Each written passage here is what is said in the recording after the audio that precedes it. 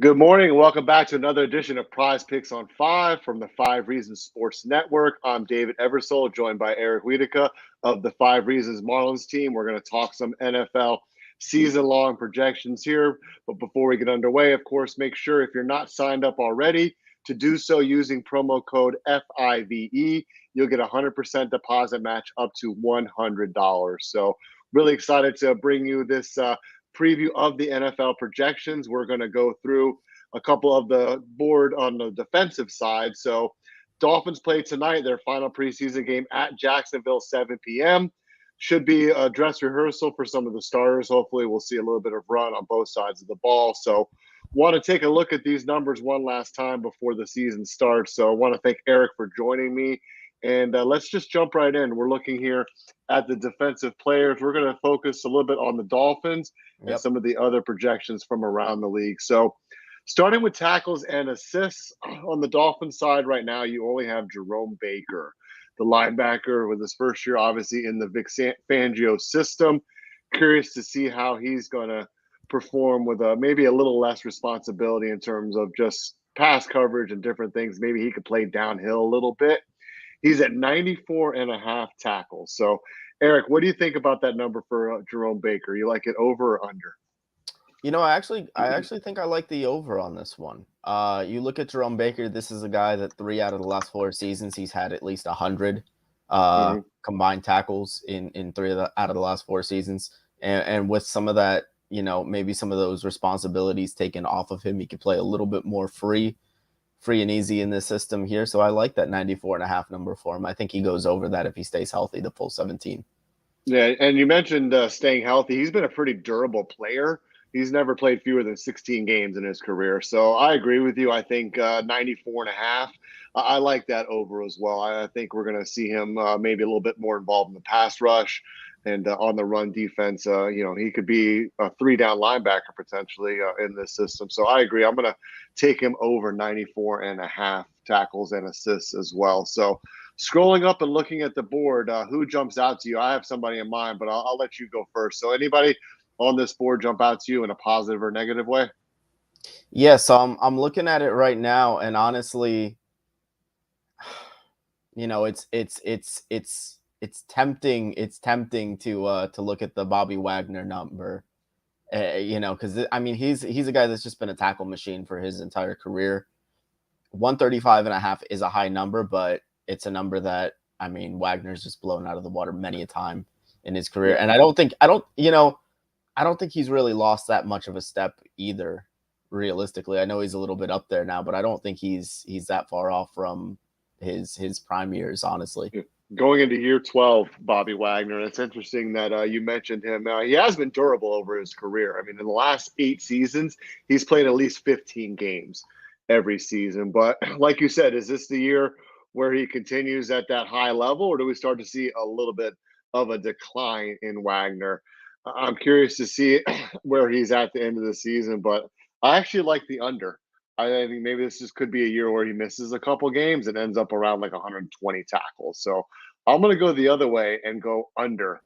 But I like Darwin James actually at 105 and a half. I think that's going to be one of those teams that is involved in a lot of high scoring games that we've seen over the years. And he's going to be asked to do a lot in both pass coverage and obviously coming up and helping out with the run. So looking at Darwin James at maybe over 105 and a half tackles. So let's switch over and let's look at the secondary. I want to take a look at the interception totals here. We got a lot of interesting players on the board. Yep. But of course, for Dolphins fans, the one that we're looking at is Xavier Howard, coming off a little bit of a down year. They've got him projected at just 2.5 interceptions. So what do you think of that number? It's with X, it's a little bit more difficult because what he's going to be doing in coverage this year is so different to what he's done pretty much his entire career in coverage. I'm inclined to lean the over just off of taking the talent there and the type of ball hawk that I know he can be. But I'm a little bit more hesitant on that, considering that, it's just going to be a completely different style of play for him, much more zone heavy defense in Fangio's system than man that he's been accustomed to over the years. But I'm still inclined to take it, I think Jalen Ramsey will be back at some point this year. So, especially in December, I think Howard will start to get targeted a little bit more once the secondary is whole and healthy. Yeah, he's going to be an interesting matchup early in the season, like you said, without Jalen Ramsey. But I agree. I think it's a bounce back year for Howard. He's got a chip on his shoulder after a subpar season. So I'm going to take him. I think he's going to be well over the 2.5. And Trevon Diggs, 3.5 INTs. He's a game-changing player. He's either kind of feast or famine. He'll get burned for an 80-yard touchdown, or he'll take a pick 80 yards the other way. So 3.5 INTs for Trevon Diggs. What do you think of that over under? I mean, that's a tempting one. I again with Trevon Diggs, I lean over on this one just because we know the type of player that he is, and on top of that, he's got Stephon Gilmore on the other side now, so he might be getting more targets than in previous years. And I just think given the opportunities that he's going to have, and this is a Dallas team that they're going to be pretty good. So they're going to be in a lot of close games. Teams are going to be throwing, at the end of games, trying to play catch up. So I can definitely see a DB on a team that's really good, especially that's going to be, winning a lot of these games late, coming away with some interceptions late in the games. Yeah, last year he only had 3 INTs coming off of 11 in the 2021 season. I kind of see a regression somewhere in the middle of that. I could probably see him around like 5 or 6 INTs for the year. So I'm going to lean over on him at 3.5. So just scrolling down the board a little bit, you got some interesting guys. You got Jordan Poyer from Buffalo at 3 in that division now, obviously with Aaron Rodgers at quarterback, with the dynamic offenses of the Miami Dolphins. It's going to be curious to see how teams kind of attack the Buffalo. And of course, you've got New England, who nobody really seems to expect much out of them. But, one thing you can maybe expect from Mac Jones is to throw some INTs. So that's an interesting number at 3. I maybe would stay away from it. But anybody else on the INT board jump out before we move on? Yeah, I mean, if I'm just looking at matchups, I'm looking at probably a guy like Jair Alexander. This is a guy that he's going to be facing a lot of really. I know the Bears are going to still be a little bit more run heavy, but this is a guy that's going to be playing some really run happy offenses, or I'm sorry, pass happy offenses between the Vikings this year and the Bears. And I'm, looking more so at those 2 matchups against Chicago and Justin Fields for him to get 1 or 2 in those 2 games alone. I think Jair Alexander at 2.5, that number feels just a touch low for him. Yeah, I like that. He had 5 last year, so I could see him easily getting 3 or 4 for sure. So that's a pretty solid pick in my eyes. So let's take a look at the sacks. Yes. We're going to jump around here. So the only Dolphin on the board for sacks right now is Jalen Phillips at 9.25. He's looked really good in camp. Physically, he's bulked up a little bit. I think he's poised for a big, big year in this system. The health is obviously a factor, but I think he's not going to really have too many issues, hopefully, in the health department. And I like him over. I like him over 9.25 sacks. What do you think about Phillips? Yeah, I mean, this is a guy that I think is potentially a dark horse to even be a defensive player of the year candidate at this point. So I think that just goes without saying. I think you're looking at a 13 to 15 sack player this year in Jalen Phillips. He's got the motor for it and the skill. So that's the thing. He's got the juice there. I think Bradley Chubb will be better on the other side in the first year Fangio's system.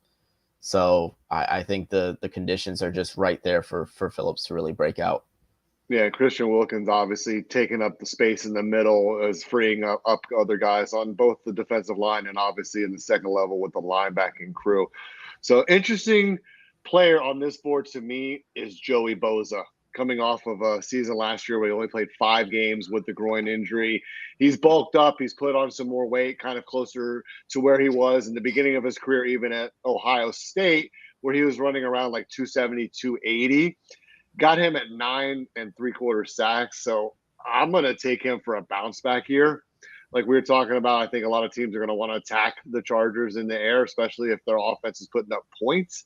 And I think he's in line for another double-digit season in sacks if he can get to even 12, 13 games. I think he goes well over that number.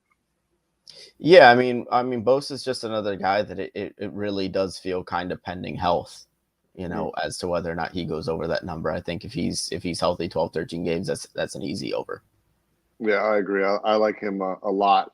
So just scrolling through some of these guys, it's interesting to see the totals are pretty low for a guy like Matt Milano, even, who is more of a side-to-side guy. But, I mean, 2 sacks in the whole season, I could see that definitely happening. Absolutely. I mean, I'm looking at it right now, and I even look at a guy like Budda Baker at 1.25 from that safety position. Yeah, blitzing. Yeah, I mean, there's a lot here in the sacks, especially when you get to these like 1.25 numbers, where it's almost here. It's less about the players themselves, even at that point, and just the odds of just the number. Just over 17 games, you're gonna get 2 sacks if you're a safety. Even 1.5. I mean, get a half a sack. Yeah, exactly. So. No, I agree. You get 3 half sacks over the season and beat that number. So there's some interesting things if you're willing to take a chance on just some low totals and get some maybe easy wins in the bank. So glad the season is getting close here. I'm excited for tonight's game to see the Dolphins in their dress rehearsal versus Jacksonville, 7:00. Make sure you follow Eric for more Marlins coverage as the MLB season is nearing its final stages. And we're going to have a lot more with a 3 yards per carry crew leading up to week 1 in the NFL. So make sure to sign up with promo code FIVE. Get some of these picks in before the numbers may change a little bit after the weekend's action. And we'll be back throughout the week with more coverage. Thank you so much for watching, everybody. Thank you.